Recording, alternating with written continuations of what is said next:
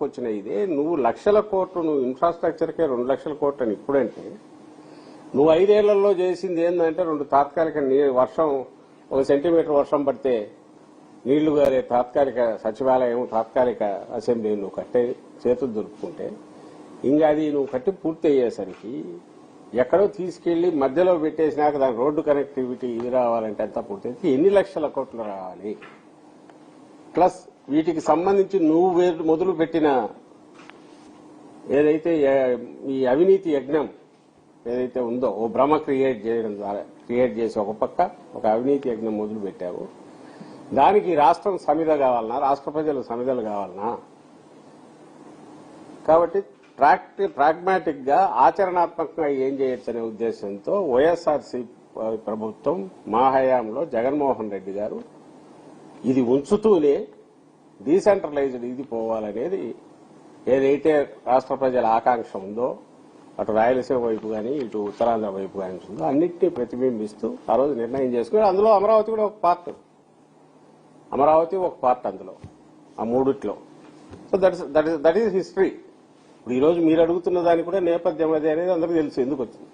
అయితే మేము ఈ రోజు ఉన్న సిచ్యువేషన్ గురించి నేను అడుగుతున్నది అంటే ఇప్పుడు 2 ఏళ్ళు అయింది చంద్రబాబు నాయుడు గారు వచ్చినాడు చేస్తున్నాడు నడుస్తోంది. ఎవరు ఆయన చేస్తుంటే అడ్డం పడినారు. పోనీ ఏం చేశాడు ఈ 2 ఏళ్లలో ఇదైతే చూడాలిగా. క్లుప్తంగా చెప్పాలంటే జగన్మోహన్ రెడ్డి గారు వైఎస్ఆర్ కాంగ్రెస్ పార్టీ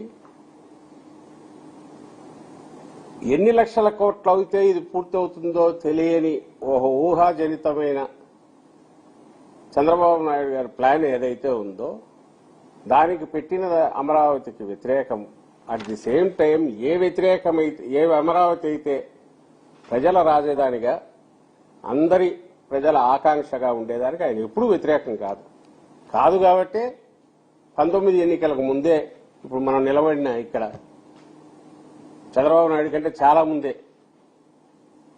భూమి కొనుక్కొని ఇక్కడే ఆఫీసు ఇక్కడే ఇల్లు కూడా కట్టుకున్నారు శాశ్వతంగా. కాబట్టి దీని మీద మా స్టాండ్ అనేది ప్రత్యేకంగా చెప్పడానికంటూ ఏమీ లేదు.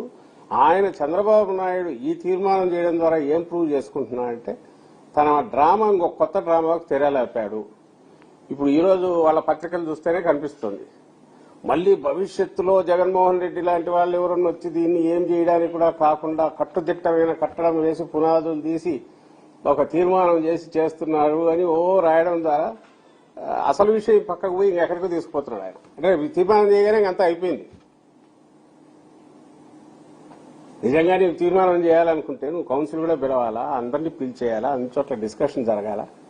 చేసినప్పుడు ఈ క్వశ్చన్లు వస్తాయి, ఇవన్నీ రైజ్ చేస్తారు. అడగాల్సిన వాటికి సంబంధించి ఆయన సమాధానాలు చెప్పాల్సి ఉంటుంది, ఆయన ప్రభుత్వం చెప్పాల్సి ఉంటుంది. ఏ క్వశ్చన్లు రైజ్ అవుతాయంటే అసలు నువ్వు ఏం చేస్తున్నావు అక్కడ. ఆ రోజు 5 ఏళ్ళు కొట్టేసావు. 5,000 కోట్లు అది ఎక్కడికి పోయిందో, డ్రైన్ అవుట్ అయిందో, ఏమైందో చేశారు. డ్రైన్ అవుట్ అయిందనే కనపడుతుంది. ఎందుకంటే ఆ రోజు చేసిన తాత్కాలిక కన్స్ట్రక్షన్స్ పేరు మీద చేసిన చంద్రబాబు నాయుడు గారు చేసిన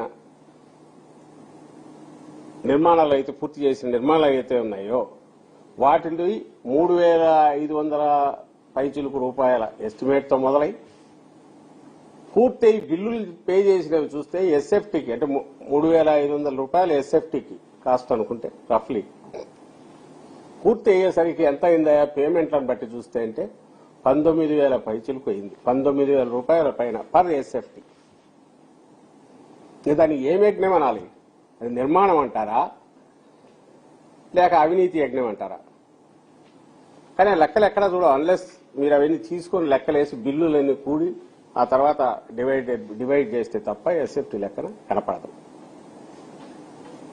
సో 14-19 మధ్య ఆయన దేనిగా చూశారో అప్పట్లో ఆయన మోడీ గారి మాటల్లో చెప్పాలంటే పోలవరం ఆయనకు ఏటీఎం అంటే పోలవరం ఏటీఎం అయితే ఇది ఏటీఎం అనాలో దీన్ని ఏమనాలో తెలియదు. ఇది ఎలాంటి ఫిక్స్డ్ డిపాజిట్ అనాలో పర్మనెంట్ ఈయన దోపిడీకి మార్గం చూపే ఒక దాన్ని కామధేను అనాలన్నా ఏమనాలో మరి తెలియదు. ఎవరికి చంద్రబాబు నాయుడు ఇట్లా చేయి జాపితే ఇట్లా వచ్చేటట్టు కోట్లు వచ్చేటట్టు ఉండే సాధనం కింద ఆయన అమరావతిని ట్రీట్ చేశాడంటే ఆ రోజు ఎగ్జాంపుల్లోనే కనపడుతుంది. ఈ రోజు ఏం చేశాడు మళ్ళీ ఇప్పుడు ఈ 2 ఏళ్లలో ఒక్కటే అడుగుతున్నాం, ఏదన్నా ఒక కొత్త ఏదన్నా దీంట్లో వచ్చింది. కొత్త ప్లాన్ కోసం మళ్ళీ 400 కోట్లు ఈ మధ్య చదివించుకుంటున్నాడు అనేది డిజైన్ కోసం అని చెప్పి 400 కోట్లు ఇస్తున్నామంట. ఇప్పుడు అప్పుడు ఇచ్చిన డిజైన్లు ఏమినాయి? ఆ డిజైన్లు ఏంది, ఈ డిజైన్లు ఏంది? అసలు డిజైన్ల పేరుతో ఎన్ని వేల కోట్లు ఖర్చు అవుతుంది తెలియదు. అలాగే బిల్డింగులకు సంబంధించి ఆ రోజు ఏవైతే పునాదులు తీసి ఆగినాయో అవి ఈ కొత్త ప్రభుత్వం వచ్చాక ఎవ్వరు అడగకుండానే వాటిని రద్దు చేసి చంద్రబాబు నాయుడు గారు మళ్లీ టెండర్లు పిలిచారు.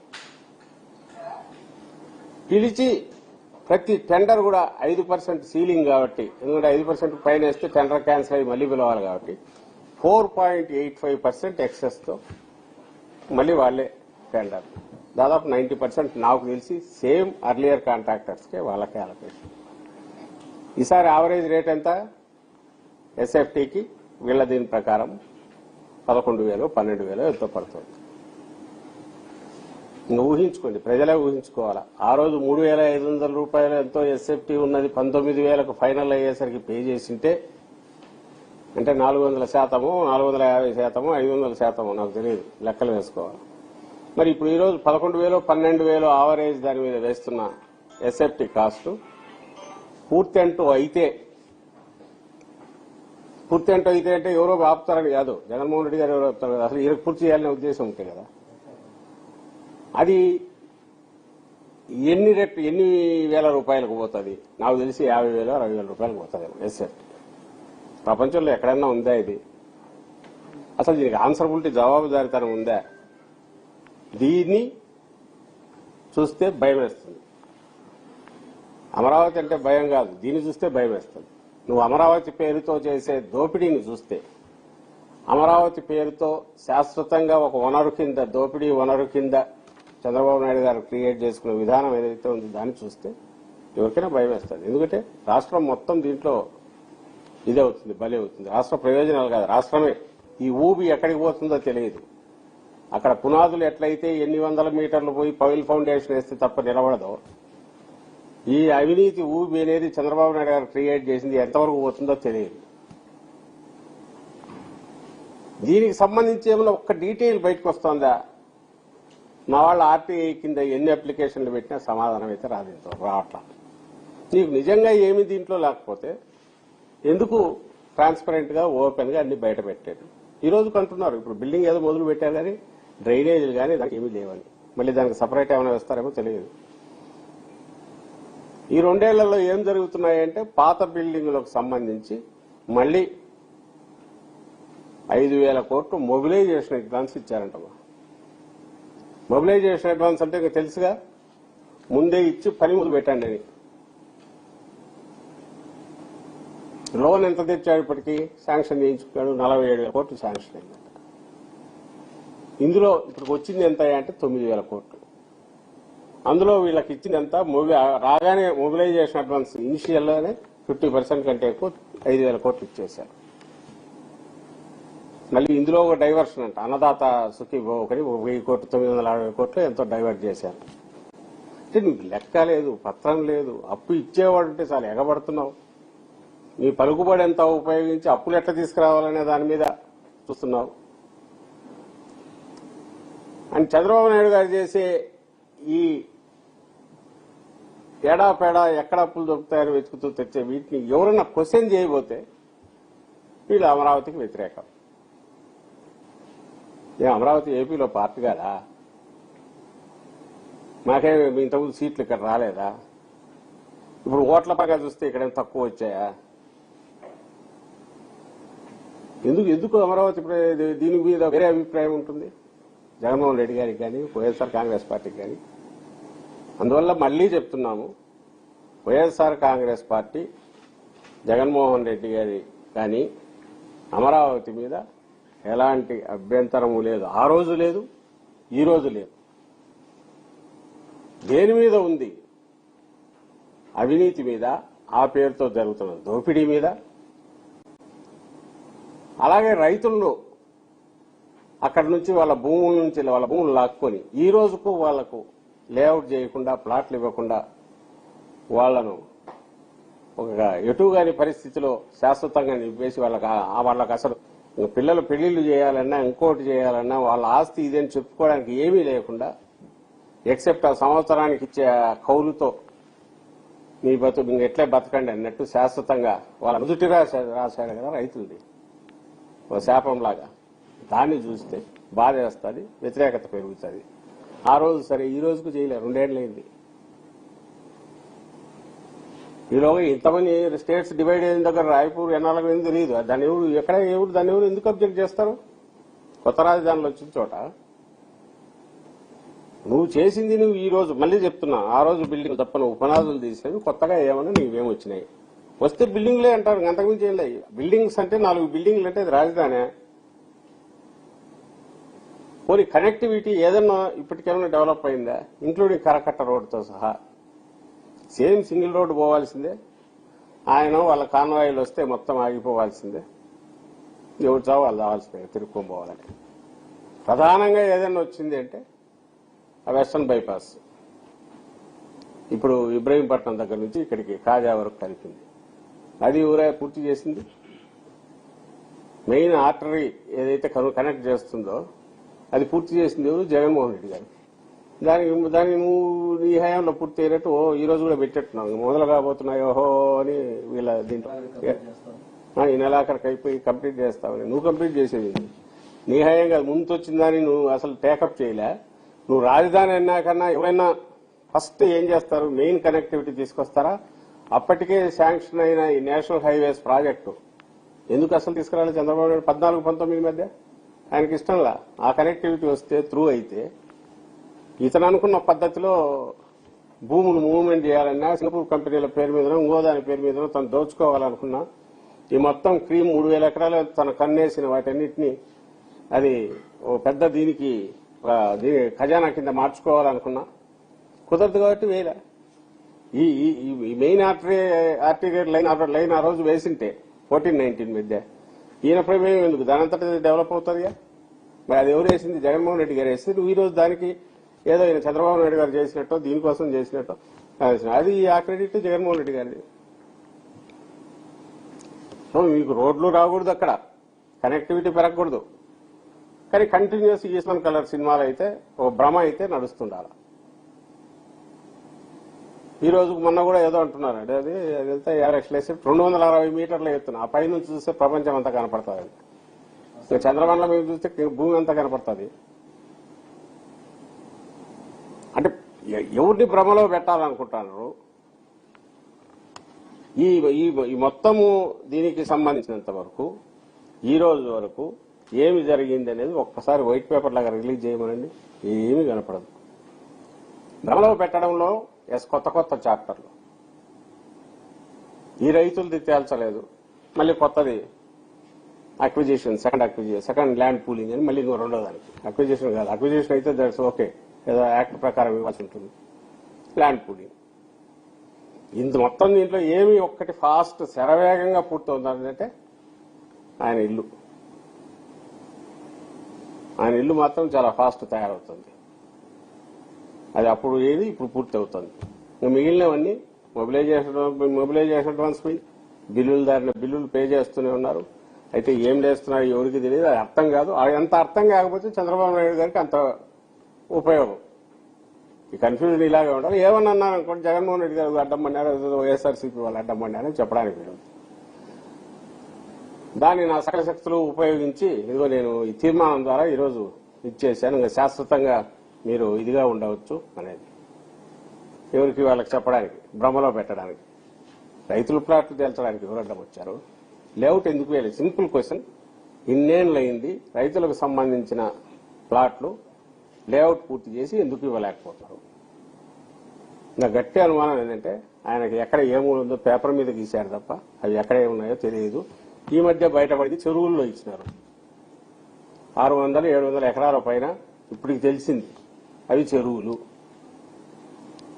అక్కడ ఇవ్వడానికి లేదు. నువ్వు ఒకసారి మొదలు పెడితే ఇవంతా తేనెటీగలు తుట్ట కదిలిచ్చినట్టు, కదిరీగలు తుట్ట కదిలించి మొత్తం బయటకు వస్తుంది. రెండవది, దానికి సంబంధించిన మొదలు పెడితే వచ్చే లిటిగేషన్లో ఇవన్నీ వస్తాయి కాబట్టి దాన్ని భ్రమలోనే పెట్టాలా? సో కౌలు ఇచ్చేది నడపాలా.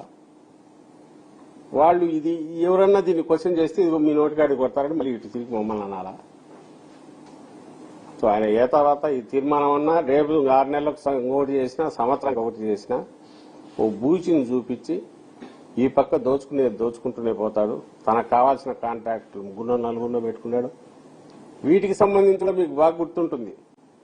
మేమంటున్నది కాదు, ఇన్కమ్ ట్యాక్స్ నోటీస్ వచ్చింది ఆయనకు 2,000 కోట్ల పైన దీనికి ఇదే అని ఆయన పిఏకు నోటీస్ వచ్చి ఆయన పిఏను పార్టీని చేస్తూ ఆయన పిఏ ద్వారా పెండ్యాల శ్రీనివాస్ అనేవాడి ద్వారా ఇంకోరు ఇప్పుడు యాక్టివ్ గా ఉన్న కిలార్ రాజేష్ అనేవాడి ద్వారా ఆ వ్యక్తి ద్వారా ఈ ఇద్దరి ద్వారా చంద్రబాబు నాయుడుకు ఈ కంపెనీలు ఎవరైతే ఇక్కడ యాక్టివ్ గా అమరావతి ఏరియాలో ఉన్నారో వాళ్ళ నుంచి కిక్ బ్యాక్స్ ఈ నుంచి దీంట్లో నుంచి కమిషన్ రూపంలో వెళ్లాయి. కన్స్ట్రక్షన్ సంబంధించింది జగన్మోహన్ రెడ్డి గారి ప్రభుత్వం కాదు, అప్పుడున్న ప్రభుత్వం కాదు, ఇన్కమ్ ట్యాక్స్ డిపార్ట్మెంట్ నుంచి వచ్చాయి. సరే దాని అది మధ్యలో ఇప్పుడు ఆయన దాంట్లో పార్ట్ కదా చంద్రబాబు నాయుడు గారు ఎన్డీఏలో పార్ట్, మరి ఏం మేనేజ్ చేస్తున్నారో తెలియదు. కానీ యాక్చువల్ అయితే నాకు తెలిసి 24 మార్చికే 2024 మార్చికే అది ఫైనల్ డేట్ ఉంది. అప్పటికే దాని మీద రావాల్సిందే, తర్వాత అక్కడ ఆగిపోయింది. ఎందుకంటే అప్పుడు వీళ్ళ పొత్తు కుదిరింది. సో ఇప్పుడు ఏవైతే ఈయన కన్స్ట్రక్షన్ టేకప్ చేశారో వాటిలో అడ్డంగా మింగేశాడు, దాని నుంచి కమిషన్ల రూపంలో దండుకున్నాడు అని ఆ రోజే సెంట్రల్ గవర్నమెంట్ కు సంబంధించిన ఇన్కమ్ ట్యాక్స్ డిపార్ట్మెంట్ నోటీస్ కూడా ఉంది. మనకు చూస్తే ఫిగర్స్ చూస్తే గుండె రేటు ఇక్కడ తెలిసిపోతుంది. రైతుల పరిస్థితి చూస్తే ఇంకా 10 ఏళ్లైనా తెగేటట్లు లేదనేది వాళ్ళకి అర్థమవుతుంది, అందరికి అర్థమవుతుంది. ఎందుకంటే ఎక్కడ మొదలు పెట్టినా ప్రాబ్లం మరింత పెద్దదవుతుంది. అడ్డంగా ఆ రోజు ముందు వచ్చినట్టు లాగాలని చెప్పి చూశాడు. ఆ తర్వాత వాళ్ళకి ఎట్ట చేయాలనేది ఆయనకు అర్థం కాలేదు, లేక అర్థమైనా దాని మీద పెట్టడం అనవసరం అనుకున్నాడు. తనకేం వచ్చేది లేదనుకున్నాడు, తెలియదు. దీన్ని మళ్ళీ సెల్ఫ్ ఫైనాన్సిటీ అంటారు. ఎట్లా సెల్ఫ్ ఫైనాన్సిటీ చేస్తాడో ఆయన ఎక్స్ప్లెయిన్ చేయాలి. ఏ రకంగా చేస్తాడు అంటే 1,00,000 కోట్ల అప్పు అయితే డివైడెడ్ బై ఎకరా ఇంత రేటు ఉంటుంది, అందుకోసం ఇట్లా వస్తుంది అనొచ్చు. మరి ఆ రేటుకి అక్కడ ఉందా? ఉంటే నువ్వు 7,500 రూపాయలు కట్టకొన్నావు గజం. 7,500 రూపాయలకి గజం కొన్నాడంటే తన కోడల పేరు మీద పెట్టింది చంద్రబాబు నాయుడు గారు 4 కోట్లు ఎంతో పడుతుంది ఎకరం. మరి 8,000 ఎకరాలు ఇంటూ 4 కోట్లు వేస్తే ఎంత వస్తుంది? అంతకుమించి నువ్వు అమ్మడానికి అయితే లేవు కదా. లేదు నువ్వు ఓ పక్క ఏమంటావు 60,000 రూపాయలు గజం పోతుంది అంటావు. మరి 60,000 అయితే నీకు 7,500కి ఎందుకు ఇచ్చారు? రేపు వచ్చినా గవర్నమెంట్ రేటే కదా వచ్చేది, గవర్నమెంట్కి వచ్చేది. ఈ క్వశ్చన్లు వస్తాయి. వీటి జోలికి ఎవరు పోవడం ఆయనకి ఇష్టం ఉండదు. పోతే మొత్తం బయటకు వస్తుంది. అలాంటప్పుడు ఏం రెచ్చగొడతారు? మిగిలిన అంటే లోకల్ సెంటిమెంట్ ఇది ఇట్లాంటివి రెచ్చగొట్టి చూడు వీళ్ళు వ్యతిరేకం, జగన్మోహన్ రెడ్డి గారి వ్యతిరేకం, వైఎస్ఆర్సీపీ వ్యతిరేకం అనేది ఏదో ఒక రకంగా తప్పుడు ఇది తీసుకోవడం చేయాలని చూస్తారు. కాబట్టి మాకు సంబంధించినంత వరకు మళ్ళీ క్లారిటీ ఉంది. ఈ రోజు ఈ డ్రామా కూడా కేవలం డైవర్ట్ చేయడానికి ఆయన్ను ఏదో క్రియేట్ అవుతుంది. ఒక పెద్ద అడ్డంకి అధిగమించిన చంద్రబాబు నాయుడు గారు అని రేపు వేసుకుంటారు. ఇంకా శాశ్వతంగా మనకు ఇదే రాజధాని అని మళ్ళీ ఒక సెలబ్రేషన్ పెట్టుకుంటారు. తద్వారా ఒక పెద్ద ఒక భ్రమ క్రియేట్ చేస్తారు మళ్ళీ. So that's what we feel. And మేము ముందు నుంచి చెప్తున్నది జగన్మోహన్ రెడ్డి గారు అంతకుముందు చెప్పింది, మళ్ళీ ఇప్పుడు చెప్తున్నది కూడా పార్టీకి సంబంధించి కానీ మా లీడర్ స్టాండ్కి సంబంధించి మాత్రం దాంట్లో కన్సిస్టెన్సీ ఉంది. అండ్ ఆయన దాంట్లో కూడా కన్సిస్టెన్సీ లేదని చెప్పండి చంద్రబాబు నాయుడు గారు దాంట్లో. ఏం కన్సిస్టెన్సీ అంటే అమరావతి అనేది ఏ రూపం తీసుకోకూడదు, అది మనుషులు ఆర్గానిక్ గా అంటే అన్ని వర్గాల ప్రజలు నివసించే ప్రజా రాజధాని లాగా అయితే ఉండనవసరంలా. వస్తే బిల్డింగులు రాని, ఎన్ని బిల్డింగులు వస్తే అంత కమిషన్లు వస్తే వాటితో నడుస్తూ ఉంటుంది పని. షేప్ తీసుకుంటే స్కై లైన్ మారితే చూపిస్తాడు 3 టవర్లు ఉన్నాయి కదా అని. అట్లా టవర్లు మనం గుంటూరు రోడ్లో పోతే కనపడతాయి నాగార్జున యూనివర్సిటీ పక్కన. దాంతో అమరావతి రియాలిటీ కాదు, ఇది అందరూ గుర్తించాలి. అసెంబ్లీని 250 మీటర్ల ఎత్తులో కట్టబోతున్నాం సార్. అంటే ఈక్వల్ టు ఈక్వల్ టు ఆ స్థాయి బిల్డింగ్ ఆంధ్రప్రదేశ్ అవసరం ఎలాంటి ఆర్థిక పరిస్థితి ఉన్నాయి? అసెంబ్లీనా నాకు తెలిసి సెక్రటేరియట్ అసెంబ్లీ 260 మీటర్లు ఏం చేసుకుంటారు? సెక్రటేరియట్ తెలియదు నాకు తెలిసి. మరి ఏదైనా సరే అదైనా ఇదైనా ఇంతకుముందు నేను అనిందే ఫైల్ ఫౌండేషన్ 200 మీటర్లు 300 మీటర్లు పోతే తప్ప అప్పుడు కూడా నిలబడదు. 1 సెంటీమీటర్ వర్షం పడితే అదంతా ఇదవుతుంది. నీకు అక్కడ వాటర్ దీన్ని ఇచ్చేయడం కోసం డ్రైనేజీ దీన్ని 4,000 కోట్లకు పైగా ప్రాజెక్టులకే అవుతాయి. వాటి మెయింటెనెన్స్ అది చేసుకుంటే నువ్వు 260 మీటర్ల ఎత్తున కట్టేది ఏదే బూటి ఖలీఫానో ఇంకోటి ఈఫిల్ టవర్ ఏదే అంటే దాని ఒక కన్స్ట్రక్షన్ ఇక్కడ వచ్చేసి వర్క్ చేసుకోవాలా. అది అసెంబ్లీ అయినా ఎమ్మెల్యేలు తిరుగుతుండాలా. సెక్రటరియట్ అయితే ఇంకా మూవ్మెంట్ ఎక్కువ ఉంటుంది. అసలు ఏ రకంగా దాన్ని ప్రాక్టికల్ ఇదవుతుంది? 260 మీటర్లు నిజంగానే రియాలిటీ అనుకుందాం. దాని మెయింటెనెన్స్ ఎంత అవుతుంది? లిఫ్ట్ లేకుండా ఎవరైనా ఇచ్చేయగలరా? దానికైతే ఇంకా పైకైనా లేపొచ్చు. కానీ అది ప్రాక్టికల్ గా ఒక వర్కింగ్ కండిషన్స్ ఉండి వర్క్ ప్లేస్ లాగా, అది అసెంబ్లీ కావచ్చు, కోర్టు కావచ్చు, సెక్రటరియట్ కావచ్చు, కుదురుతుందా? ఆన్సర్ లేదు. ఆయనకు కావాల్సింది ఒకటి భ్రమ క్రియేట్ చేసే పిల్లలు కదా కూర్చొని పైకి పెద్ద గీత గీసి నేను ఆ ఎత్తున టాప్ లో ఉంటానని అనుకోవచ్చు. మిమ్మల్ని ఆ టాప్ తీసుకుపోతానని అనుకోవచ్చు. అదేదో అన్నారు కదా, కింద వాటర్ కింద నుంచి తీసుకొచ్చి ఇటు అటు కలుపుతామని అన్నారు అంతకుముందు. ఏది హైపర్ లూప్ అన్నాడు ఆయన. ఏదైనా అంటాడు olympics next time olympics conduct చేస్తామంటాడు. అట్లే అందులో భాగంగా ఇది అంటారు. కానీ ప్రాబ్లం ఏంటంటే అదంటే ఏదో కేసులే అనుకోవచ్చు. ఆయన అంటున్నాడు, భ్రమలో ఉన్నాడు, అంటే కలకంటున్నాడో మంచిది అనుకో. కానీ ఇక్కడ ఏమవుతుందంటే డబ్బులు, జనం సొమ్ము, రాష్ట్ర వనరులు, అప్పుల భారం ఇది పెరుగుతుంది. రాష్ట్ర వనరులన్నీ డ్రైన్ అవుట్ అవుతాయి. అప్పులు దొరకకూడదు స్వామి కానీ అందరూ కోరుకోవాల్సిన పరిస్థితి. చంద్రబాబు నాయుడు ఎక్కడ అప్పు పుట్టకపోతే బెటరు. ఎందుకంటే అప్పు పుడితే ఎంత తీసుకెళ్లి మొత్తం పక్కకు పోయి డ్రైనేజ్ లో పోసినట్టు పోస్తాడు. దాంట్లో వచ్చి కమిషన్లు తీసుకొని అవుతాడు, తాను బెనిఫిట్ అవుతాడు అని భయపడాల్సిన పరిస్థితి. అది ఎంత పెంచడానికి వీలైతే అంత పెద్ద పెద్ద మాటలు మాట్లాడతాడు, పెద్ద పెద్ద డిజైన్లు తీసుకుంటారు. వేరే ఎందుకంటే డిజైన్లకు 400 కోట్లు అంటే అంతకుముందు 300 కోట్లు 400 కోట్లు అంతకుముందు పెట్టాడు. ఇప్పుడు ఈ 400 కోట్లు ఏం డిజైన్లో తెలియదు. మళ్ళీ ఇంకెంత పెడతాడో తెలియదు. ఇవి కాక రోజు సిఆర్డీఏ టెండర్లో ఇంకోటి చూస్తుంటే నాకు తెలిసి ఈ మధ్య లైట్లు మార్చడానికని 2 కోట్లు, ఈ పక్క లైట్ రిపేర్ చేయడానికని 3 కోట్లు, ఇంకా అలాంటివి ఎంత అవుతున్నాయో తెలియదు. ఆ వివరాలన్నీ ఎవరు నాటి కింద అడుగుతారంటే అక్కడ దొరకవు. సో ఈ అందరూ మనం ఈ దీంట్లో కొట్టుకుంటాండగా ఆయన సందర్భంలో సడేవిగా లాగేసుకుంటూ పోతారు. మొన్న మధ్య మమతా తుఫాను బాధితుల దగ్గరికి రూపాయి కూడా ప్రభుత్వం నిధులుగా జరిగింది. కానీ చంద్రబాబు కనకాంటి ఎన్నికల్లో వాస్తవాలు బాగు చేసుకోవడానికి ₹1 ఇంతకుముందు అన్నదే జరుగుతుంటాయి. ఇప్పుడు అంటే ఈ ఒక పెద్ద దీని ముందు వీటి మీద ఏం చెప్పాలని కూడా అర్థం కావట్లా. అంటే తను ప్రతిదానికి లెజిటిమసీ తీసుకురావడానికి ముందు ఎదుటి వాళ్ళు నోరు ముగించడానికి, దబాయించడానికి ఒక మార్గం చూసుకుంటారు.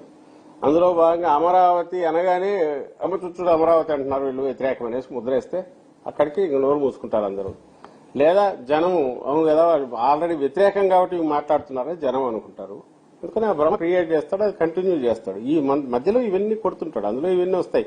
అందులో చూస్తే ఇవన్నీ ఆయనకు మార్నింగ్ ఏదో పంటి కింద ఒకటి చిన్న పప్పు గింజలు వేసుకున్నట్టు అనుకోవాలి. చిల్లర అవన్నీ ఆయన కింద ఉండే వాళ్ళు దోచుకునేవాళ్ళు, వాళ్ళందరికీ ఇది అవుతుందని అనుకోవాలి. ఈ పెద్దదాన్ని ఏది మనం అంటున్నాము వీటిని క్వశ్చన్ చేద్దామంటే బేస్ కూడా దొరకదు.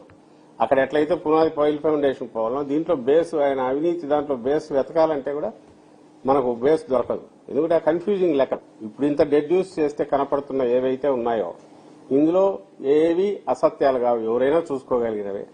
మొత్తం ఎంత పెట్టారు, ఏం కడుతున్నారు, రేపు ఈ తాత్కాలికం మీద పెట్టింది ఏమైంది, మరి తాత్కాలికం దానికి సంబంధించి రేపు వాటిని ఏం చేస్తారు. సో ఇవి అసలు తాత్కాలికందే ఎందుకు, పర్మనెంట్ ఎందుకు వాడాలా, అలాగే 50 లక్షల ఎస్ఎఫ్టీ ఇక్కడ ఎందుకు, అక్కడ తెలంగాణలో ఈ మధ్య లేటెస్ట్ కట్టిన దగ్గర సెక్రటరియట్, అదే సెక్రటరియట్ నాకు తెలిసి 7 లక్షలు 8 లక్షల ఎస్ఎఫ్టీ ఉంటుందేమో. పోల్చుకోవడానికి ఉన్నాయి, పాత వెంట ఏమన్నా అనుకోవచ్చు. అసెంబ్లీ ఇక్కడ ఎంత నాకు తెలిసి 20 లక్షలు 22 లక్షలు అన్నారు. అంత పెద్ద పార్లమెంట్ 1300 1500 మందికో కొత్త ఎక్స్పాండ్ అయిందని కూడా నాకు తెలిసి వాళ్ళు 10 లక్షలు ఎస్ఎఫ్టీ కట్టినట్టున్నారు. సో ప్రతిదానికి కంపారిటివ్ చూడడానికి ఉన్నాయి బయటవి. అండ్ వాటి కాస్ట్ 600 కోట్లతో తెలంగాణ కట్టారు, తెలంగాణ సెక్రటరియట్ బిల్డింగ్. మరి ఇక్కడ ఇది ఎన్ని వేల కోట్లు తెలియట్లా. ఇవన్నీ ప్రజలు అర్థం చేసుకోవాల్సినవి, అడగాల్సినవి. ఇది వైఎస్ఆర్ కాంగ్రెస్ పార్టీ ఒకటే కాదు, అందరూ అడగాల్సిన క్వశ్చన్లు. ఏం చేస్తున్నావా, ఎక్కడికి తీసుకుపోతాండవు నువ్వు, ముంచు మొత్తం అంతా డబ్బు అందరికి ఏం చేస్తున్నావు, పోనీ ఈ డ్రైన్ అవుట్ అయ్యేదంతా మీకు ఏమన్నా అసెట్ ఏమన్నా బిల్డ్ అవుతుందా, బిల్డ్ అయినాక దాని మెయింటెనెన్స్ కాస్ట్ ఎంత, ఇవన్నీ జనం అడగాల, జనం ఆలోచించాలా. ఇది మా కోరిక. సార్ ఇంకోటి ఫస్ట్ ఫేజ్ ల్యాండ్ పూలింగ్ లో 33,000 ఎకరాలు వచ్చినప్పుడు అంతా తన మీద నమ్మకంతో ఇచ్చారని ఆయన చెప్పారు. ఇప్పుడు సెకండ్ ఫేజ్ లో రైతులు భూములు ఇవ్వడానికి రావట్లేదు అంటే రాజధాని ప్రాంతంలోనే చంద్రబాబు మీద నమ్మకం పోయిందంటారా? కారణం ఏంటంటే ఇదే నేను చెప్పిన దానివల్లే. ఆ రోజు కూడా నాకు తెలిసి 14-19 మధ్య కూడా ఎవరు మనస్ఫూర్తిగా ఇచ్చారైతే నేను అనుకోను. రకరకాల ఇవి చూపించారు. అలాగే ఒకసారి కళ్ళ ముందు మనం కూడా ఒక పెద్ద ప్రాజెక్ట్ రియల్ ఎస్టేట్ వ్యాపారి కదా చేసినట్టు భ్రమ క్రియేట్ చేస్తే వాల్యూ పెరుగుతుంది. అలా పెరుగుతుంది అనేది కూడా చూపడానికి కొన్ని ప్లాట్లు వాళ్ళే రేట్లు ఎక్కువ ఉన్నట్టు, ల్యాండ్ రేట్లు పెరిగినట్టు ఇది క్రియేట్ చేశారు. చేసి దాని నుంచి ఈ ఒక డ్రీమ్ క్రియేట్ చేసి తీసుకున్నారు. కాబట్టి ఆ రోజు కొంతవరకు ఇదే ఉండొచ్చు. బట్ ఇప్పుడంతా అయినాక కొంతకాలం పాటు వైఎస్ఆర్ కాంగ్రెస్ పార్టీకి ఇది కాబట్టి మీరు ఇది మేము వచ్చాం కాబట్టి మళ్ళీ మీకు ఎంత మంచి జరుగుతుందని చెప్పాలనుకున్నా 2 ఏళ్లు గడిచిపోయినాయి. ఇంకా అయిపోతే ఇంక 2 ఏళ్లకు అయిపోతుంది. చూస్తే దిక్కు మొక్కు లేదు, కళ్ళ ముందు కనపడుతోంది ఈ రైతుల పరిస్థితి. సహజంగానే 2వ ఫేజ్ లో క్వశ్చన్స్ వస్తున్నాయి. మరి వాళ్ళ సంగతి తేల్చకుండా మా దగ్గర ఇది అవుతుంది అనేది ప్లస్ దేనికి ఇది నువ్వేమంటావు ఆఖరికి ఆయన అనేది ఇది ఆ రోజు ఇదే అమరావతి ఇంటర్నేషనల్ సిటీ ఈ 30,000 ఎకరాలతోనో మొత్తం 50,000 ఎకరాల 33,000 ఎకరాలు మీద ఇచ్చినందువల్ల ఇది ఇంటర్నేషనల్ సిటీ సింగపూర్ కాబోతుందని. ఈ రోజు రెండోది ఎందుకయ్యా అంటే ఇది మున్సిపాలిటీ అవుతుందంటే ఇంక అక్కడే మోసం కనపడుతుంది కదా. ఎవరైతే ఆ రోజు ఇచ్చారో నువ్వు ఆ రోజు సింగపూర్ సిటీ అని ఈ రోజు 33 ఎకరాలతో ఏమవుతుంది, చిన్న మున్సిపాలిటీ అవుతుంది. అన్లెస్ అది కూడా అయితే తప్ప ఇంకొక 30,000-40,000 ఎకరాలు 50,000 ఎకరాలు తీసుకుంటే తప్ప పెద్ద సిటీ కాదంటే నీకు ఉద్దేశం లేదని తెలిసిపోతుంది. ఇటు తెలుస్తోంది. మా సంగతి తెలుసుకున్నా నువ్వు ఇంకో దగ్గరికి ఎక్కడికి భ్రమలో పెట్టడానికి పోతుంది. వాళ్ళకి అర్థమవుతుంది. నిన్ననే కదా పక్కన ఎక్కడో 20 ఢిల్లీలో చెప్పలే, ఈ పక్కనే అన్నాడు. అయిపోయింది ప్రమాణం, సింగపూర్ లాంటి సిటీ వస్తుంది, ఇంకో లాంటి సిటీ మీకు ఏది నచ్చితే అలాంటి సిటీ అనుకోండి అన్నాడు. మరి ఆ రోజు అన్నీ చేయకుండా వచ్చి ఈ రోజు అది మున్సిపాలిటీ అంటున్నావు అని అంటే నువ్వు కావాలని మోసం చేస్తున్నావు అని అప్పుడే తెలిసిపోతుంది. దాంతో మా పరిస్థితి ఏంటని వాళ్ళకు అనుమానం వస్తుంది. ఇదే తెలుసు. ప్లస్ లేఅవుటే చేయలేను ఇంతవరకు. వీటన్నిటి వల్ల ఆ పరిస్థితి రియలైజేషన్ అయితే ఉంది. ఇక్కడ ఇతను మోసం చేస్తున్నాడు మమ్మల్ని అనేది బాగా అందరికీ అర్థమైంది ఇక్కడ ఉన్న వాళ్ళకు. అయితే ఇప్పుడు ఇచ్చిన వాళ్ళు ఏమో చిక్కుకుపోయాం కదా, ఏదో ఒక రకంగా ఇది షేప్ తీసుకుంటే బాగుంటుంది అనేది ఉంటుంది. అందరి కోరికే అదే, అది త్వరగా షేప్ తీసుకోవాలి వితౌట్ ఎనీ ఫర్దర్ కాస్ట్ లేకుండా.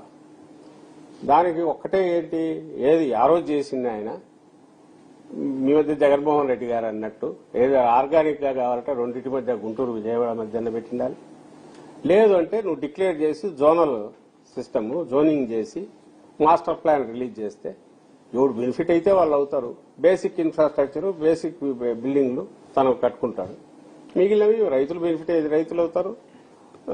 గవర్నమెంట్ ల్యాండ్ ఉంది కాబట్టి గవర్నమెంట్ ల్యాండ్ లో ఫెసిలిటీస్ అవి క్రియేట్ చేసుకుంటే తక్కువ కాస్ట్తో అయిపోయాయి. అది ఆ రాజధాని దానంతటా డెవలప్ అయ్యేది.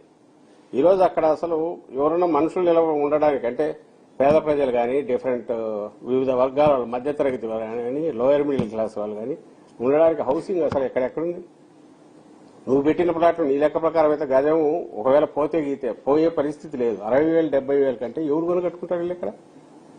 జగన్మోహన్ రెడ్డి గారు దానికి పనికొచ్చేట్టు పేద ప్రజలు కూడా ఎవరైతే వాళ్ళు ఉంటేనే పద్దనలు వేస్తే సపోర్టింగ్ సిస్టమ్ డెవలప్ కావాలన్నా, total eco system liveable conditions ఉండాలన్నా ఇవ్వాలని ఇస్తే వాటిని తీసేస్త్రీ.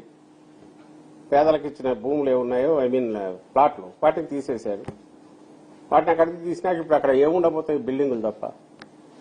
అంటే ఈ 2029 వచ్చేసరికి ఈయన పూర్తి అయ్యేసరికి కూడా ఇక్కడ నుంచి మళ్లీ పోయి ఆ రోడ్లలో కరకట్ట రోడ్డు అట్లే సింగిల్ రోడ్లో పోవడము లేదా రోడ్లు కొంతవరకు ఏదైనా ఇంప్రూవ్ అయినా అక్కడికి పోయిన తర్వాత ఈ 30 కిలోమీటర్ల కమ్యూటింగ్ చేయకుండా ఏ రకంగా అక్కడ ఉండే పరిస్థితి ఉంటుంది. ఆ స్ట్రక్చర్స్ కు తగినట్టు ఒక సిటీ డెవలప్ కావాలంటే ఆ స్ట్రక్చర్స్ అంటే అవి ఆర్గానిక్ గా డెవలప్ అయ్యే ఇల్లు ఎప్పుడు వస్తాయి, వాటి సపోర్టింగ్ సిస్టమ్స్ ఎప్పుడు వస్తాయి, దానికి ఎన్ని దశాబ్దాలు పడుతుంది. మరి అన్నాళ్ళు ఈ పెట్టిన పెట్టుబడి దీని నుంచి అక్కడ ఏదైనా జీఎస్టీ రూపంలో ఇంకో రూపంలో ప్రజల యాక్టివిటీ పెరిగితే వచ్చేవన్నీ ఎక్కడొస్తాయి. ప్లస్ పెట్టిన అప్పులు తీర్చడానికి నువ్వు నీ దగ్గర మిగిలిన ల్యాండ్ ఎవరికి అమ్ముతావు. ఒకేసారి 8,000 ఎకరాలు 10,000 ఎకరాలు అమ్మకానికి పెడితే ఎవరు కొంటాడు ఎందుకైనా. ఆ రేట్లు ఎందుకు వస్తాయి. నువ్వు అప్పుడు అయితే నీ ఇంట్రెస్ట్ కాస్ట్ ఎంత అవుతుంది. 1,00,000 కోట్లకు సంవత్సరానికి 8,000 కోట్లు 9,000 కోట్లు ఇంట్రెస్ట్ అయితే నువ్వు తెచ్చే ఈ 1,00,000 కోట్లు ఎంతో వాటికి ఇప్పుడు తెచ్చి పెడితే దాంతో పూర్తి కాదు. అయితే బేస్ వేయడానికి అంత అయితే నీకు ఇంట్రెస్ట్ ఉందని కూడా నీకు బయట నుంచి రాకపోతే నీకు నువ్వు సెల్ఫ్ ఫైనాన్స్ ఎక్కడ ప్రిన్సిపల్ ఎప్పుడు రీపే చేస్తావు? ఈ క్వశ్చన్స్ అన్ని వరుసగా చాలా ఉన్నాయి. వీటన్నిటినీ ఎవరు ఎందుకు చూడలేకపోతున్నారంటే ఏదో ఇతరు పెట్టే భ్రమలో ఉన్నారు. ఇది అడిగితే అమరావతిని వ్యతిరేకిస్తున్నారంటారని, లేదా ఆల్రెడీ స్టేక్ హోల్డర్స్ అక్కడ ఉంటాయి కాబట్టి ప్లాట్లు రేపు ఇవి పోతే ₹4 వస్తాయి కదా, కొంచెం రేటు ఇట్లే ఉండడం మేలు, హైప్ ఉంటేనే బెటర్ అనుకునే వాళ్ళు ఉండొచ్చు. బట్ రియాలిటీ అయితే ఇది నేను చెప్పింది ఇప్పుడు రియాలిటీ. అభిప్రాయాలు కానీ అభ్యంతరాలు కానీ ఉంటే సభలో చెప్పాలంటే కూడా స్పీకర్ ఎందుకు లాభం? ఇప్పుడు ఇక్కడికి వచ్చి దాని అందుకే నేను అడుగుతున్నా, అసెంబ్లీ పెట్టావు, కౌన్సిల్ పెట్టు, అభిప్రాయాలు చెప్తావు. ఎక్కడైతే బలంగా మా వాయిస్ వినిపించగలము అక్కడ వినిపిస్తాం. రెండోది, దీనికి నువ్వు ఆన్సర్స్ ఇస్తావా? ఆన్సర్స్ ఇవ్వాలనుకుంటే జగన్మోహన్ రెడ్డి గారు క్వశ్చన్ చేయాల్సిన అవసరం ఏంది? నువ్వు రాగానే నీ ఎంతటి నీ పాలసీలోనే కనిపించేదిగా, నీవు కరెక్ట్ చేసుకుని డిఫరెంట్ పద్ధతిలో పోయేవాడుగా, కొంచెం రియల్ ప్రాగ్మాటిక్ అప్రోచ్ లో పోయేవాడు, నిజంగా ప్రాజెక్ట్ పూర్తి చేసే రకంగానే ఆలోచించేవాడుగా. అది చేయలేదంటే నీకు ఆ ఉద్దేశం లేదు. నువ్వేం ఆన్సర్ ఇస్తావు? మళ్ళీ అదే బ్లాస్ఫమీ లాగా నువ్వు అమరావతిని అంటావా అని చెప్పి మళ్ళీ ఇంకోటి ఏదో సెంటిమెంట్ రెచ్చగొట్టడానికి ట్రై చేస్తాడు. కాబట్టి అతనికి ఆన్సర్ ఇవ్వాలనే ఉద్దేశం లేదు. క్వశ్చన్స్ ఎదుర్కొని ఇవ్వడానికి ఆన్సర్స్ ఆయన దగ్గర లేవు. అది ఎదుర్కొనే ధైర్యము లేదు అతనికి, లేదు చంద్రబాబు నాయుడుకి, లేదు వాళ్ళ పార్టీకి లేదు. ఆన్సర్స్ ఇవ్వాలనే ఆలోచన ఉద్దేశం కూడా వాళ్ళకి లేనప్పుడు అవాయిడ్ చేస్తారు, ఎవేట్ చేస్తారు అంతే.